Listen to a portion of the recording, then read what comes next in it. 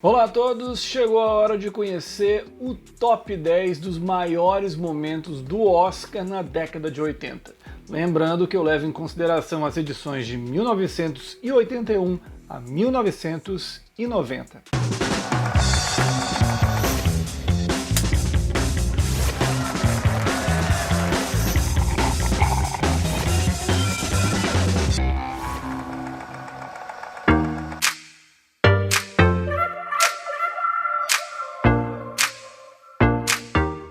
Em 1980, o time de maquiagem de O Homem-Elefante entrou para a história do cinema com um trabalho sensacional.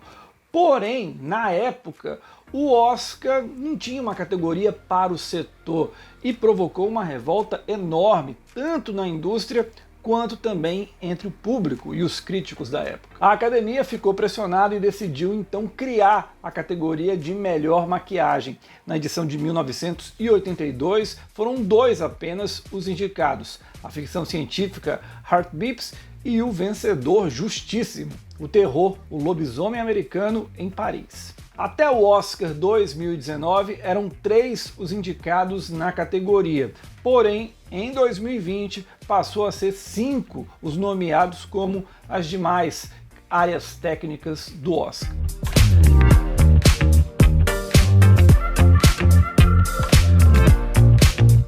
A Katharine Hepburn podia até não se dar o trabalho de ir no Oscar, porém a academia adorava ela a um ponto que a tornou uma das maiores premiadas da história. Em 68, ela já havia se tornado a maior ganhadora em melhor atriz, com 3 estatuetas, ao levar por Adivinhe Quem Vem para Jantar. Porém, em 82, ela ampliou a marca, ao chegar ao 4º Oscar por Num Lago Dourado. Demorou quase 4 décadas para Katharine Hepburn ter esse recorde ameaçado. A Frances McDormand chegou ao 3º Oscar de melhor atriz nesse ano por Nomadland e pode, quem sabe, empatar com essa lenda que é a Hepburn.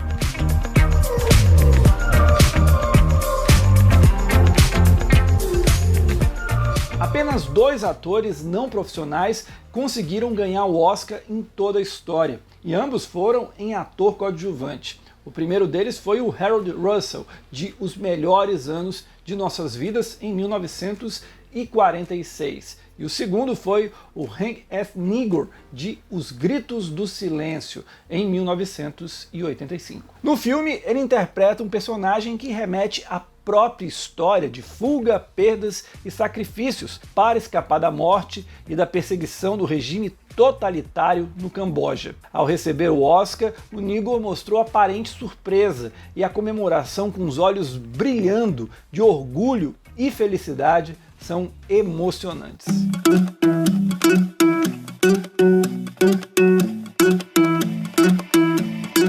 Antes da Glenn Close, a Geraldine Page sofreu na mão do Oscar. Ela concorreu 7 vezes e perdeu todas elas. Foi somente na 8ª indicação que ela conseguiu a estatueta. Em Um Regresso para Bountiful, ela interpreta uma senhora cansada de viver em seu apartamento e desejando voltar para a última visita à cidade onde morava na infância. Ao ser anunciada como a ganhadora de melhor atriz no Oscar de 1986, a Geraldine Page foi ovacionada pela plateia no Dorothy Chandler Pavilion. E a disputa naquele ano estava pesadíssima. Ela superou a Meryl Streep de Entre Dois Amores, o grande ganhador daquele Oscar, e também a Whoopi Goldberg de A Cor Púrpura.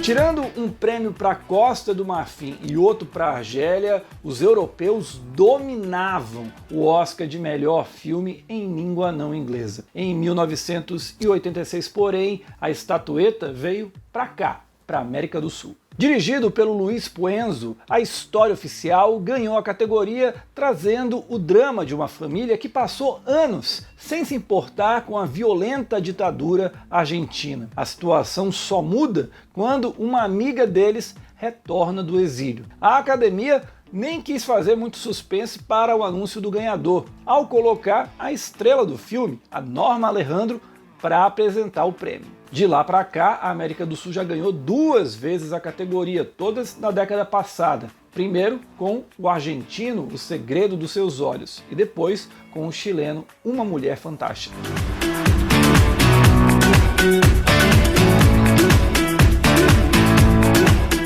Em 1987, o Oscar de Melhor Atriz foi para Marlee Matlin, de Os Filhos do Silêncio. Seria uma conquista já memorável por ter sido o primeiro trabalho dela como intérprete nos cinemas. Mas o feito é ainda maior por ela ser a única deficiente auditiva na história do Oscar a vencer um prêmio de atuação. O discurso de agradecimento foi feito em linguagem de sinais, com tradução do William Hurt. Vale lembrar que o Hurt, na época, namorava Matlin e eles se conheceram justamente nos bastidores de Filhos do Silêncio. Porém, recentemente, a Matlin revelou que o relacionamento era abusivo e que na noite do Oscar, o Hurt a menosprezou, dizendo: olha que absurdo, você, uma atriz novata, venceu o Oscar enquanto outros veteranos e veteranas de Hollywood não conseguem o prêmio, que absurdo. Enfim, absurdo é esse tipo de posicionamento, é absurdo uma mulher que fez um baita trabalho ter que escutar esse tipo de abobrinha na noite que devia ser a mais feliz da carreira dela.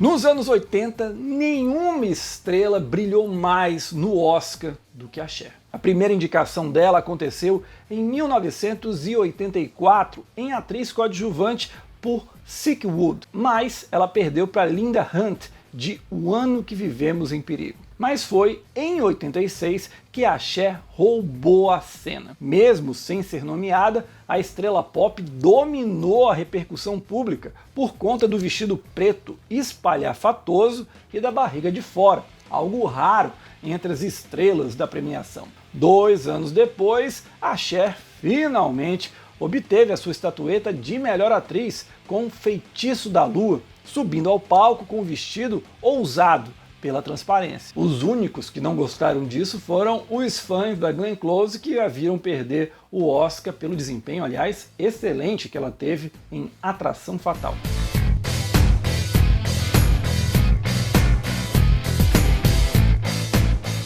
O Henry Fonda foi um dos gigantes do cinema americano, estrelou clássicos como Vinhas da Ira e 12 Homens e uma Sentença, porém só foi ganhar o Oscar já no final da carreira e também no final da vida, e isso veio nos anos 80. A primeira estatueta veio pelo conjunto da obra em 1981. Andando com a ajuda de uma bengala, o Fonda recebeu o prêmio das mãos do Robert Redford e foi ovacionado. No ano seguinte, o astro finalmente conseguiu vencer em melhor ator por Num Lago Dourado, seu derradeiro trabalho nos cinemas. Infelizmente, o Henry Fonda já estava bastante doente naquela época e quem subiu para receber o prêmio foi a filha dele, a Jane Fonda. É um Oscar bastante justo, mas que cá entre nós podia ter vindo muito, muito antes.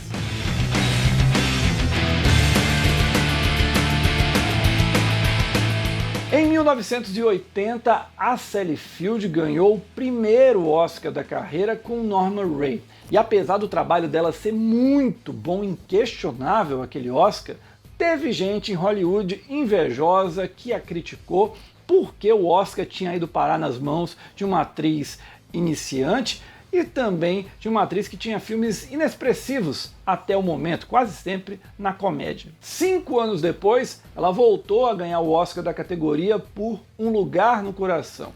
E essa estatueta acabou sendo um grande alívio para ela. No discurso de agradecimento, a Sally Field admitiu que no primeiro Oscar sentiu dúvidas por parte da indústria se era merecedora mesmo do prêmio, até por ter uma carreira não muito convencional. Porém, com a segunda estatueta, ela afirma que estava mais segura e disse por 2 vezes a célebre frase: "Vocês gostam de mim, vocês gostam de mim". A frase ficou tão famosa que foi usada em séries de televisão, comercial e filmes, ou seja, virou um meme lá nos anos 80.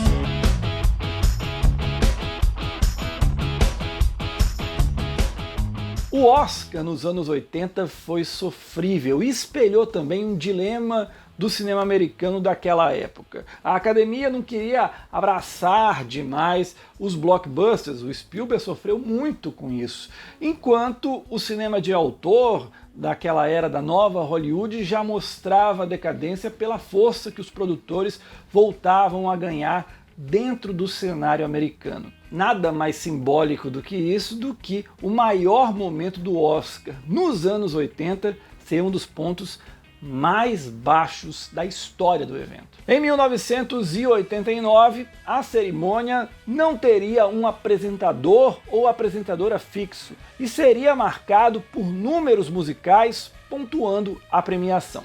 De cara, o desastre veio com uma Branca de Neve de voz aguda e irritante para seguir literalmente as estrelas do show. Ela invade a plateia e vai cantando na frente dos atores, indicados ou convidados, e cada um deles vai ficando constrangido diante da situação.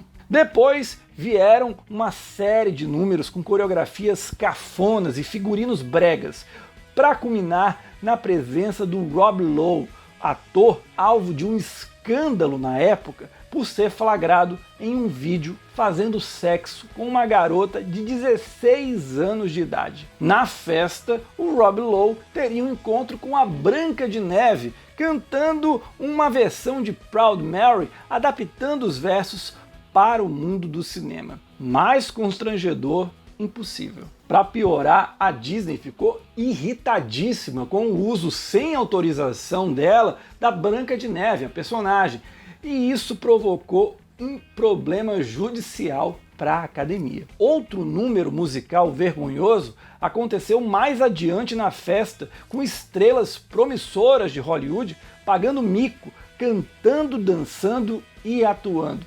Não dá nem para dizer que dava para ficar com sono, porque a vergonha alheia era maior. Foi algo tão vergonhoso que 17 grandes estrelas de Hollywood na época, incluindo Paul Newman, Julie Andrews, Billy Wilder, entre outros, assinaram uma carta pública protestando contra a cerimônia que eles consideraram absurda, vergonhosa. O produtor da festa, o Alan Kal, foi tão detonado, mas tão detonado, que ele nunca mais voltou a trabalhar lá em Hollywood. Vamos então para os comentários de vocês. Eu começo com um importante, que é do Diogo Cavazotti. Ele coloca o seguinte: a família é problemática porque a filha é lésbica? Tá estranho isso aí. Diogo, você tem toda a razão. A construção da minha frase foi bem equivocada e eu quero me corrigir aqui. O que eu queria dizer é que, na verdade, a família é problemática porque os pais, por serem ultraconservadores, extremamente religiosos e que queriam que as filhas seguissem esse rumo,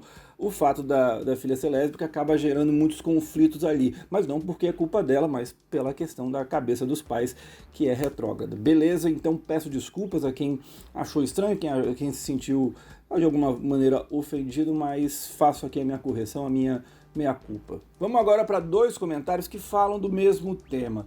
O primeiro é o Braz, que quer saber quais pessoas eu considero aptas de serem hosts, mestres de cerimônias do Oscar 2022, ele queria saber também se eu acho que o elenco dos Vingadores da Marvel poderiam ser bons nomes, especialmente o Chris Hemsworth, que é o intérprete do Thor. Depois tem o Alex Medeiros de Souza, que também quer saber se ter um apresentador na cerimônia ajudaria a elevar a audiência do Oscar, e se eu pudesse escolher um nome, quem seria? Vamos por partes. Primeiro, os Vingadores como apresentadores do Oscar. Só o Downey Jr. ali consegue ser extremamente carismático e acho que conduziria muito bem a festa. O resto, não. Porém, o Downey Jr., na minha visão, acabaria sendo tão grande que roubaria a cena. Então, melhor não. Segundo, questão de audiência. Acho que ajuda, porque quando você escolhe um apresentador ou apresentadora, eles levam a sua base de fãs. Pode ajudar. E terceiro, quem poderiam ser esses nomes para a apresentação? Acho que a Amy Poehler e a Tina Fey mandam sempre muito bem, já estão acostumadas a isso. E, se eu não me engano, nunca tiveram oportunidade no Oscar. Então, seria uma boa vê-las no prêmio da Academia. Agora é a vez do Rael Raiol, e ele quer saber sobre o Marlon Wayans, se ele tem chances de disputar ator coadjuvante por Respect no Oscar. Rael, sempre eu falo nos vídeos, não dá para apontar ainda indicados, quem não vai, quem é favorito, quem é azarão. Agora, eu só acho que dentro do Respect você tem ali o Forest Whitaker. Então competir Marlon Wayans com Forest Whitaker é complicado. Agora, a gente vai ter que ver qual é o destaque do personagem, o tempo de cena que ele vai ter. Quem sabe pode acontecer. Eu acho improvável, mas é possível. Próxima pergunta é do Rony, que vai lá no Oscar de 98. Ele quer saber se eu poderia comentar sobre a vitória do Ben Affleck e Matt Damon no Oscar 98, na categoria de roteiro original, por Gênio Indomável, e eles derrotaram ali o Paul Thomas Anderson, o Woody Allen, o James L. Brooks, Mark Andrews e o Simon Belfoy. Ele particularmente não compra esse resultado. Rony, nessa disputa ali, só tinham dois candidatos com reais chances, Gênio Indomável e Melhor Impossível. Ou Tudo ou Nada, Desconstruindo Harry e Bug Nights não tinham a menor chance, de acordo com aquilo que estava acontecendo no Oscar. E aí na disputa entre Gênio Indomável e Missão Impossível, ficou duas coisas muito claras. A primeira, que seria o prêmio de consolação de Gênio Indomável. Melhor Impossível já tinha os seus dois Oscars garantidos ali de ator e atriz, Jack Nicholson e Ellen Hunt, e Gênio Indomável ficaria de mãos vazias. Então deram o Oscar ali até para estimular, para dar boas-vindas para o Matt Damon e para o Ben Affleck. Quanto ao segundo ponto, é a questão de que eu acho até que entre os dois, Gênio Indomável e Melhor Impossível, eu gosto mais do roteiro do Gênio Indomável.